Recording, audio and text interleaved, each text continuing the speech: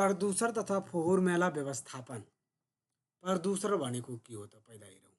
प्रदूषण प्रदूषण भन्नाले फोहोर मैला, रसायन, ताप, ध्वनि, विद्युतीय चुम्बक वा रेडियोधर्मी विकिरणका कारण वातावरणमा प्रत्यक्ष वा अप्रत्यक्ष रूपले परिवर्तन गरी वातावरणमा उल्लेखनीय ह्रास ल्याउने, क्षति पुर्याउने, वातावरणको लाभदायी वा उपयोगी परियोजनामा हानि पुर्याउने कार्य सम्झिनुपर्छ।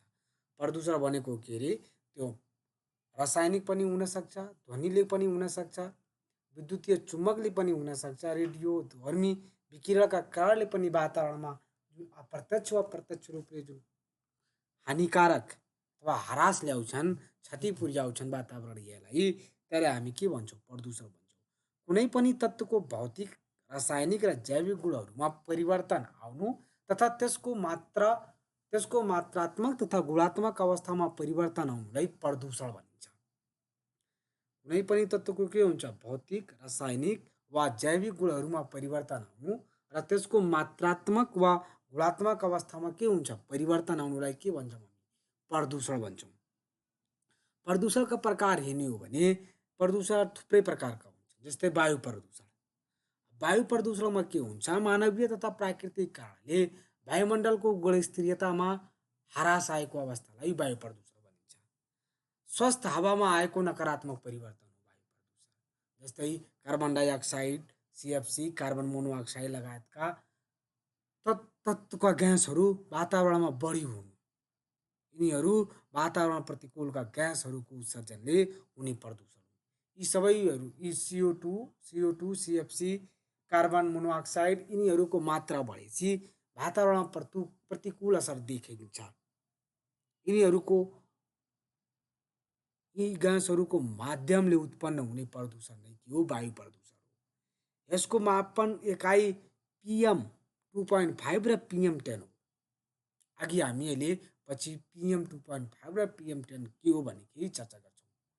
अर्को छ वायु प्रदूषणका प्रकारमा जल प्रदूषण, वाटर पोल्युसन।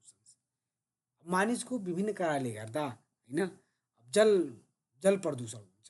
भौतिक, रासायनिक, जैविक गुणहरूमा परिवर्तन आई मानवको स्वास्थ्यमा लगायत अन्य जीवको स्वास्थ्यमा नराम्रो असर पर्ने प्रदूषण नै जल प्रदूषण हो। के हुन्छ जल प्रदूषणमा?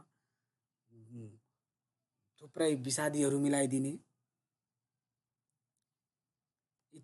थुप्रै विषादीहरू अरू कुराहरू मिलाएर हैन जललाई प्रदूषण गरिदिने, जसले मान्छेको स्वास्थ्यमा नराम्रो असर पार्छ। त्यसै गरी प्रदूषणका प्रकारमा भूमि प्रदूषण, ल्यान्ड पोल्युसन भन्छ। विभिन्न कारणले गर्दा जमिन तथा माटोको भौतिक, रासायनिक एवं जैविक गुणमा विभिन्न कारणले गर्दा माटोको जुन रासायनिक हुन्छ, भौतिक हुन्छ र जैविक गुणमा परिवर्तन भई त्यसले मानव स्वास्थ्य तथा अन्य जीवहरूमा नकारात्मक असर पार्ने अवस्थालाई हामी भूमि प्रदूषण भन्छौँ। त्यसै गरी ध्वनि प्रदूषण, साउन्ड पोल्युसन, तनाव सृजना गर्ने गरी आउने तथा उत्पन्न हुने ध्वनिलाई ध्वनि प्रदूषण भनिन्छ। जुन ध्वनिबाट मान्छेलाई तनाव पैदा हुन्छ अथवा तनाव सृजना हुन्छ, त्यस्तो ध्वनिलाई हामी ध्वनि प्रदूषण भन्छौँ। विश्व स्वास्थ्य सङ्गठनका अनुसार 65 डेसिबलसम्मको ध्वनि राम्रो मानिन्छ भने सोभन्दा माथिको ध्वनिले मानव स्वास्थ्यमा प्रतिकूल असरहरू पुर्याएको हुन्छ। अर्को प्रकार हेर्नु भने तापीय प्रदूषण, हिट पोल्युसन। ताप शक्तिको अधिक प्रयोग वा विश्वव्यापी उष्णताको कारण पानीको तापक्रममा आएको वृद्धिले पानीको गुणस्तरमा आएको ह्रासलाई तापीय प्रदूषण भनिन्छ। यसले के गर्छ? जलीय परिस्थिति प्रणालीलाई असर पुर्याएको हुन्छ। त्यसै गरी अर्को प्रदूषण खाद्य प्रदूषण, फूड पोल्युसन। खानामा हुने प्रदूषण, खाद्य पदार्थमा रासायनिक तथा जैविक अखाद्य तत्त्व मिसाइएर खाद्यान्न प्रदूषित हुनु नै के हो? खाद्य प्रदूषण हो। त्यसै गरी औद्योगिक प्रदूषण, इन्डस्ट्रियल पोल्युसन। उद्योग धन्दा, कारखाना आदिबाट निस्किने धुवाँ, हानिकारक ग्यास, रसायनहरू, फोहोर मैला आदिको कारणले गर्दा मानवको स्वास्थ्य र अन्य जीवको स्वास्थ्यमा नराम्रो असर पर्ने प्रदूषणलाई औद्योगिक प्रदूषण भनिन्छ भने अर्को छ विकिरण प्रदूषण, रेडिएसन पोल्युसन। कुनै पनि माध्यमबाट उत्पन्न हुने ऊर्जा वा शक्तिको प्रभाव विकिरणको मात्रा बढेर मानव स्वास्थ्य तथा अन्य जीवको स्वास्थ्यमा असर पर्ने प्रदूषण नै विकिरण प्रदूषण हो। जस्तै एक्सरे, सिटी स्क्यान, गर्दा रेडियो एक्टिभिटी रेडियो टिभी प्रसारण गर्दा आणविक भट्टी सञ्चालन गर्दा आणविक हतियारहरूको विस्फोटन हुँदा विकिरण प्रदूषण हुन्छ। त्यसै गरी अब प्रदूषणका कारणहरू हेर्ने हो भने प्रदूषण किन हुन्छ त? प्रदूषणको कारण के हो त? प्रमुख कारणहरू के हुन्? अनवीकरणीय ऊर्जाको व्यापक प्रयोग भएको छ। ऊर्जा दुई किसिमको, नवीकरणीय र अनवीकरणीय। पेट्रोल जन्य कुराको बढी प्रयोगले गर्दा प्रदूषण भइरहेको छ। वन जङ्गलको विनाश छ, यो पनि प्रदूषणका कारणहरू। अनियन्त्रित एवं अव्यवस्थित शहरीकरण हुनु, प्राकृतिक स्रोत साधनको अत्यधिक दोहन बढेर जानु, गरिबी एवं अनियन्त्रित बसाइ सराई, अव्यवस्थित वातावरण व्यवस्थापन नगरी गरिएको औद्योगिकीकरण जुन छ, आणविक हतियारको उत्पादन र प्रयोगमा वृद्धि छ जसले गर्दा प्रदूषण भइरहेको छ। बढ्दो यातायातको साधन प्रयोग, यसले पनि प्रदूषण बढाइरहेको छ। अर्को विषादी रसायनहरूको प्रयोगमा वृद्धि भएको छ जसले गर्दा थुप्रै किसिमका प्रदूषण भइरहेका छन्। ल्यान्ड पोल्युसन यसैले हुन्छ। प्राकृतिक सम्पदा एवं ऊर्जाको अत्यधिक उपयोग छ। वातावरण शिक्षाको कमी भई जनचेतनाको अभावले गर्दा पनि प्रदूषण भइरहेको छ। वातावरण मैत्री विकास व्यवस्थापनको अभाव, वातावरण सन्तुलन गर्ने उचित ऐन कानुन एवं इच्छा शक्तिको अभाव, वातावरण सन्तुलनका लागि राष्ट्र तथा अन्तर्राष्ट्रिय समन्वयको अभाव, यो पनि कारण हो। समन्वय छैन। अर्को कारण हेर्नु भने अब वातावरण प्रदूषणबाट उत्पन्न खतराहरू के हुन् त? वातावरण प्रदूषणका कारण के भने यी वातावरण प्रदूषणबाट उत्पन्न हुने अथवा त्यसले त्यो वातावरण प्रदूषण हो, जल प्रदूषण, ध्वनि प्रदूषण, वायु सबै वातावरण प्रदूषण हो। वातावरणीय प्रदूषणबाट उत्पन्न हुने खतराहरू के हुन्छ? नयाँ नयाँ तथा गम्भीर रूप स्वास्थ्यजन समस्याहरू आउने, कृषि उत्पादनमा ह्रास, वन जङ्गलको विनाश हुने, भूक्षय, बाढी पहिरो, अतिवृष्टि, अनावृष्टि, खडेरी हुने, मरुभूमिकरण एवं मानवीय विकासमा चुनौती, जैविक विविधतामा ह्रास आउने, प्राकृतिक स्रोत तथा साधनको कमी हुने, पुरातात्विक वस्तु एवं दुर्लभ प्राणी र वनस्पतिको विनाश हुने, ओजोन तहको विनाश, विश्वव्यापी उष्णता, हरितगृह प्रभाव, अम्लीय वर्षा, भोकमरी र महामारी, यी महामारी आउन सक्छ। यी सबै कुराहरू वातावरण प्रदूषणबाट उत्पन्न हुने सबै खतराहरू। ओजोन तहको विनाश हुन्छ, विश्वव्यापी उष्णता हुन्छ, हरितगृह प्रभाव, अम्लीय वर्षाहरू हुन्छ, भोकमरी र महामारी आउँछ। अब वातावरण प्रदूषण न्यूनीकरणका उपायहरू हेर्ने हो भने के गर्ने त? सबभन्दा पहिला बढ्दो जनसङ्ख्या नियन्त्रण गर्नुपर्ने। जनसङ्ख्या नियन्त्रण गर्नु एकदम हाम्रो देशको हामीभन्दा 67 गुणा ठुलो 70 गुणा भनौँ न, 70 गुणा ठुलो अमेरिका छ, तर त्यहाँको पपुलेसन 33 करोड छ, हाम्रो 3 करोड छ। त्यो हिसाबमा अमेरिकाको पपुलेसन हुनु भनेको 210 करोड हुनु हो, तर छैन। यो जनसङ्ख्या वृद्धि एकदम प्रदूषणको प्रमुख कारण हो। आणविक, रासायनिक तथा जैविक हतियारको उत्पादन, बेचबिखन र प्रयोगमा बन्देज लगाउनु पर्ने। बढ्दो जनसङ्ख्या नियन्त्रण गर्नुपर्ने पहिला, यी हतियारहरू बेचबिखनमा बन्देज लगाउनु पर्ने, औद्योगिकीकरण र वातावरणबीच समन्वय कायम गर्नुपर्ने, प्रदूषण रहित प्रविधिको विकास र प्रयोग गर्नुपर्ने। इनर्जीमा हामीले जलविद्युत उपयोग गर्न सक्छौँ, सौर ऊर्जा प्रयोग गर्ने, दिगो विकासको अवधारणालाई आत्मसात गर्नुपर्ने, फोहोर मैलाको उचित व्यवस्थापन गर्नुपर्ने, वातावरणीय सन्तुलन कायम गर्ने, अन्तर्राष्ट्रिय स्तरमा समन्वय कायम गर्नुपर्ने, प्रदूषण मापदण्ड कडाइका साथ लागू गर्नुपर्ने। यी सबै वातावरण प्रदूषण न्यूनीकरणका उपायहरू हुन्।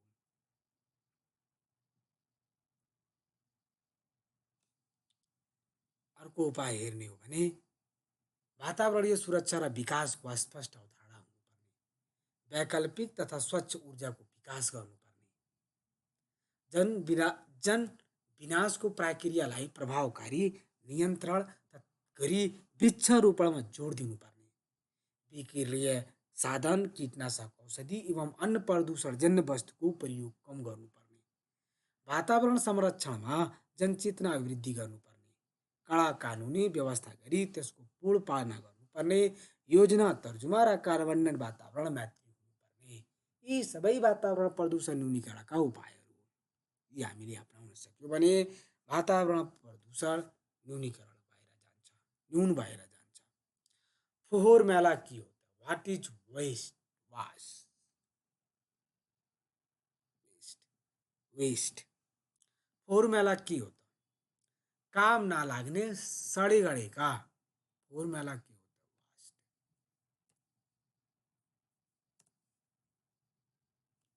फोहोर मेला के होता? पहिला हेरौँ। काम नलाग्ने सडे गडेका पुनः प्रयोगमा आउन नसक्ने वातावरणलाई हानि पुर्याउने जैविक तथा अजैविक वस्तुहरूको समूह नै के हो? फोहोर मेला हो।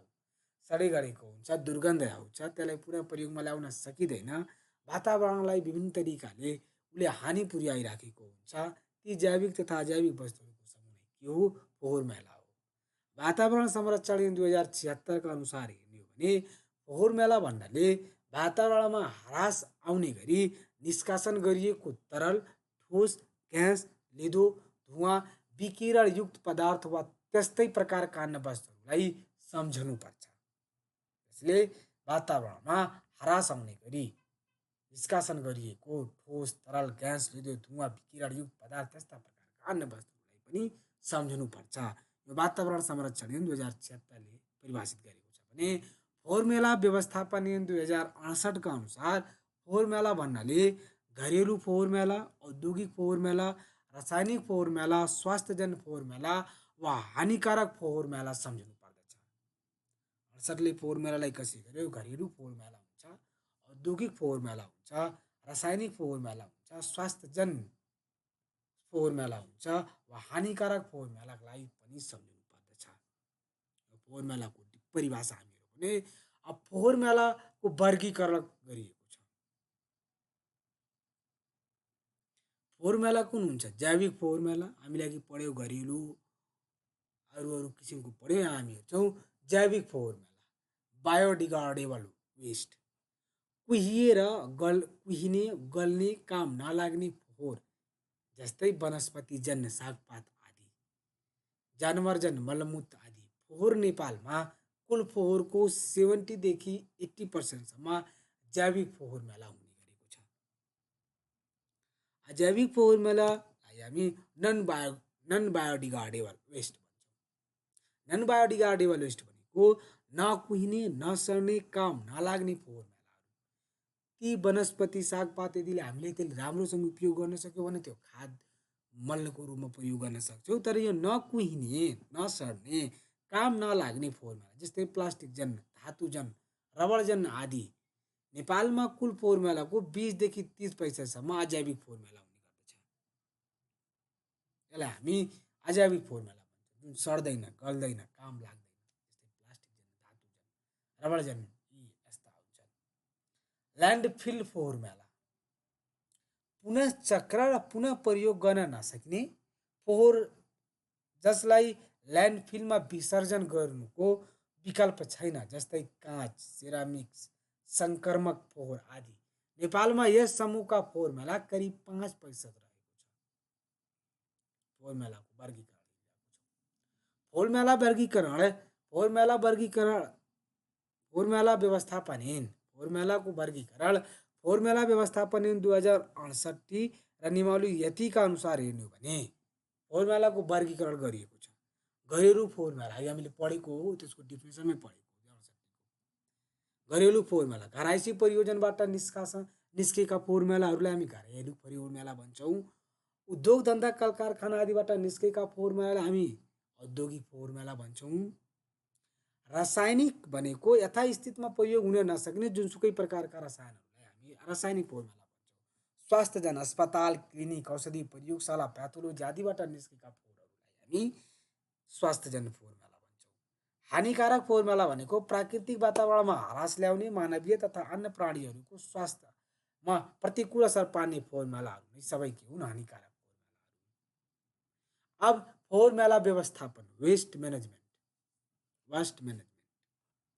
फोहोर मैलालाई व्यवस्थित तौरले फोहोर मैला व्यवस्थापन भनेको के हो फोहोर मैला चाहिँ यसले आफै भन्छ कि फोहोर मैला शब्दले नै व्यवस्थापन भनेको ती फोहोरहरू जुन त्यसलाई व्यवस्थित गर्नु नै के हो फोहोर मैला व्यवस्थापन हो फोहोर मैलालाई व्यवस्थित तौरले सङ्कलन ढुवानी परिशोधन गर्ने कार्यको लागि योजना सङ्गठन नियन्त्रण र निर्देशन गर्ने कार्यको समष्टिलाई फोहोर मैला व्यवस्थापन फोहोर मैला व्यवस्थापन भनेको के अरे त्यसलाई सही तरिकाले व्यवस्थित तरिकाले सङ्कलन गर्ने ढुवानी गर्ने परिशोधन गर्ने कार्यको लागि योजना गर्ने परिशोधन गर्न सक्नेलाई परिशोधन गर्नको लागि योजना सङ्गठन नियन्त्रण र निर्देशन गर्ने कार्यहरूको समष्टिलाई नै फोहोर मैला व्यवस्थापन भन्छौँ फोहोर मैलाको स्रोतमा न्यूनीकरण गर्ने वर्गीकरण गर्ने ढुवानी गर्ने पुनः प्रयोग गर्ने पुनः चक्रण गर्ने परिशोधन गर्ने र काम नलाग्ने फोहोरलाई वातावरणीय प्रभाव मूल्याङ्कन गरी उपयुक्त स्थलमा विसर्जन गर्ने कार्य नै के हो फोहोर मैला व्यवस्थापन हो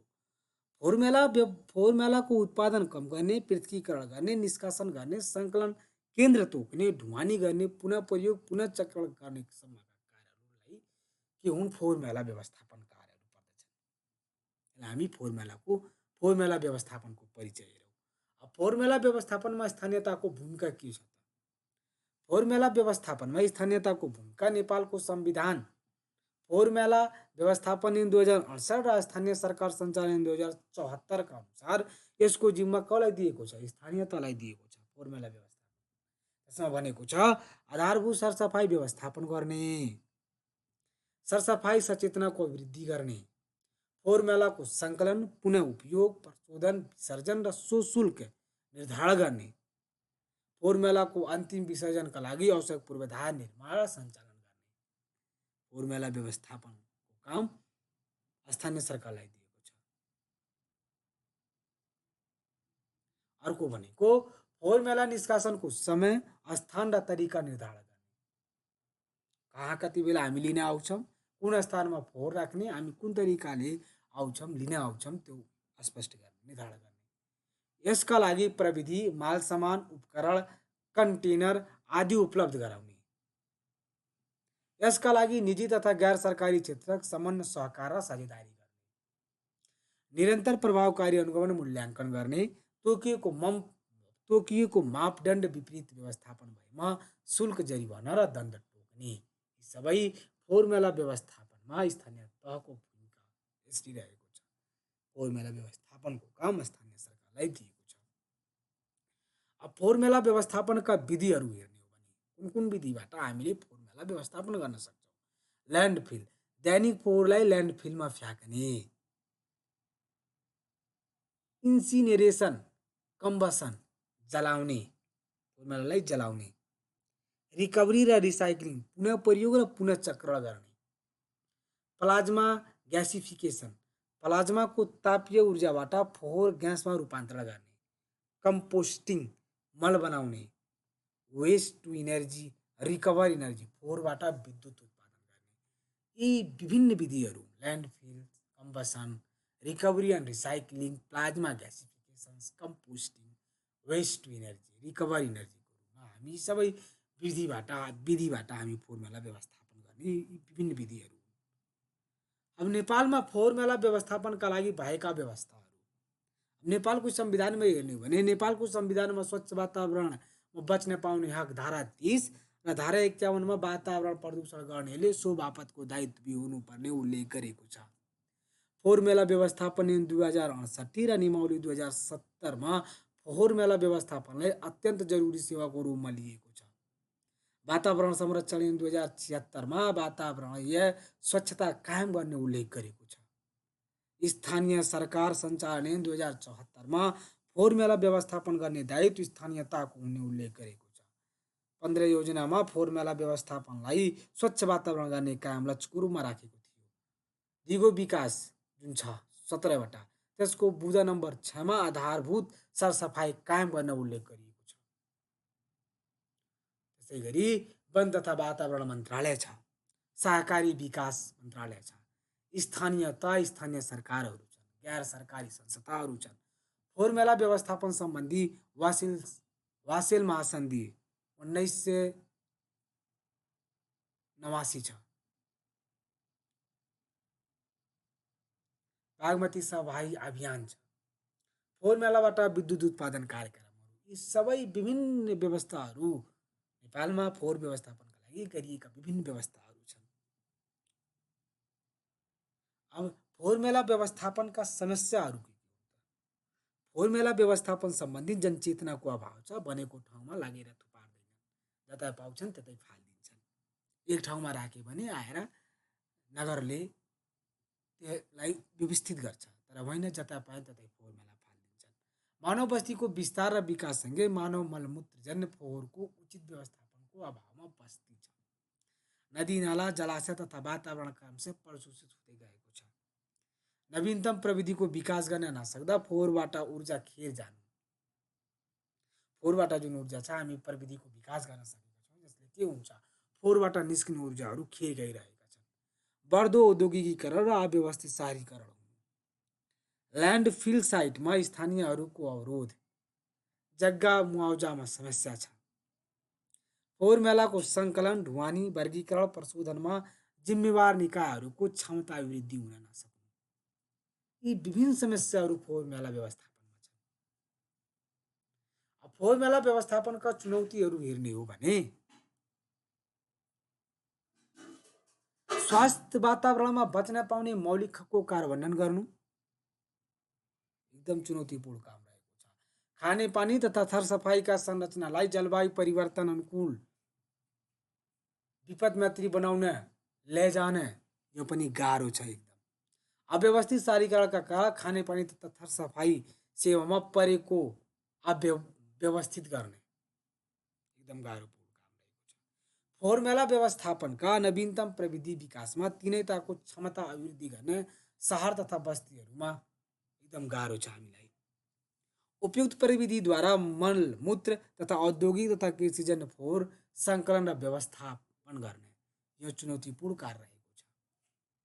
अब फोहोर मैला व्यवस्थापन 1968 र नियमावली 2070 का विशेषताहरू हेर्ने हो भने ती जुन ऐन छ त्यसको विशेषता के छ त?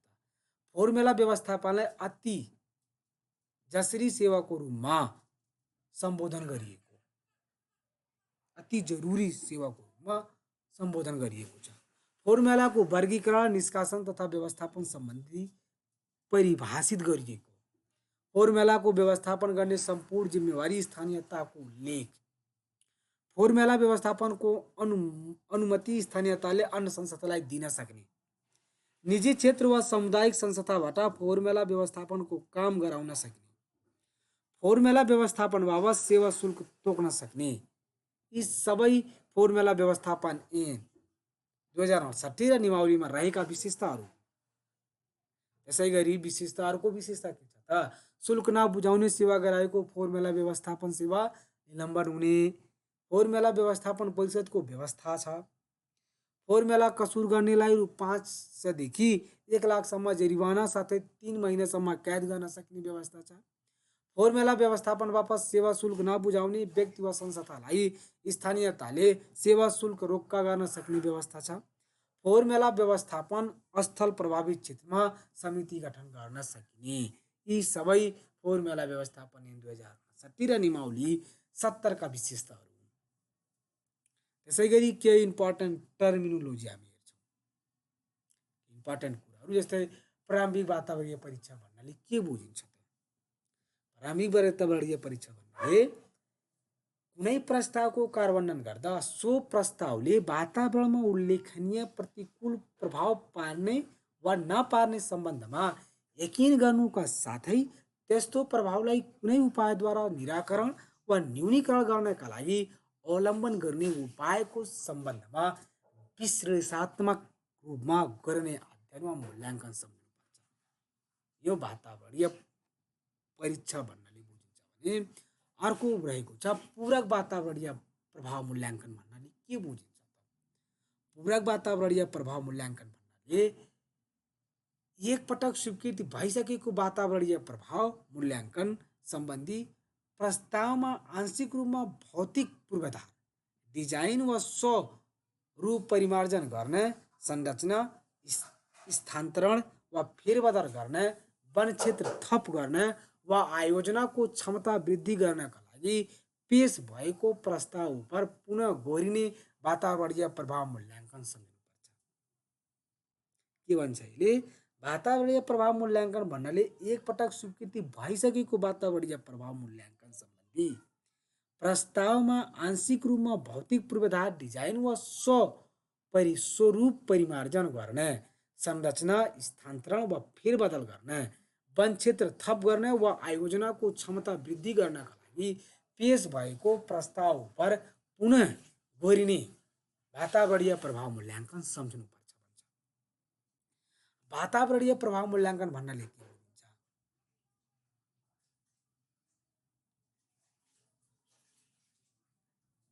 वातावरणीय प्रभाव मूल्याङ्कन भन्नाले कुनै प्रस्तावको कार्यान्वयन गर्दा सो प्रस्तावले वातावरण उल्लेखनीय प्रतिकूल प्रभाव पार्ने वा नपार्ने सम्बन्धमा यकिन गर्नुको साथै त्यस्तो प्रभावलाई कुनै उपायद्वारा निराकरण वा न्यूनीकरण गर्नका लागि अवलम्बन गर्ने उपायको सम्बन्धमा विस्तृत रूपमा गर्ने अध्ययन तथा मूल्याङ्कन सम्झनुपर्छ।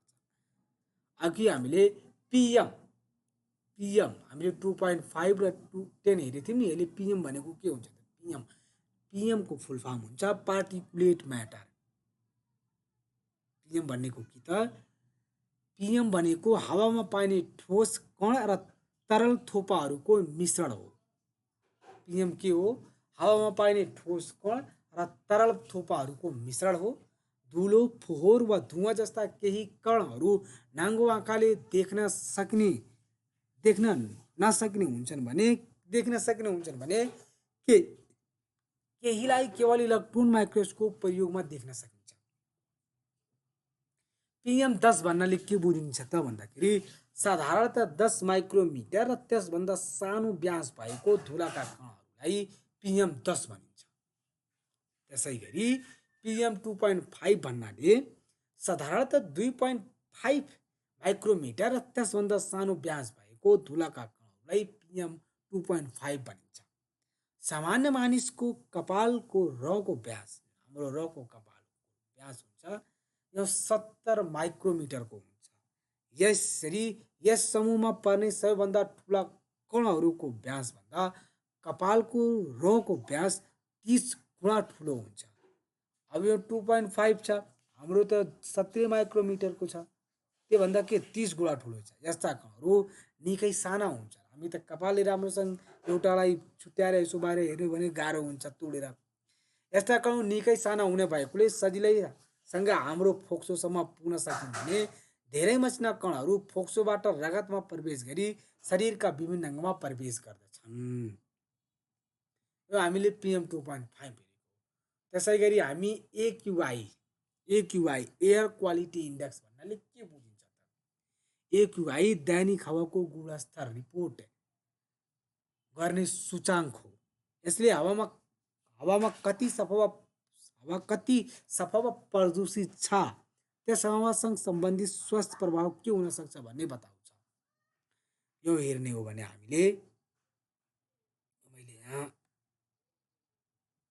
त्यहाँबाट तानेको, यताबाटै तानेको हो यो वातावरण साइडबाट।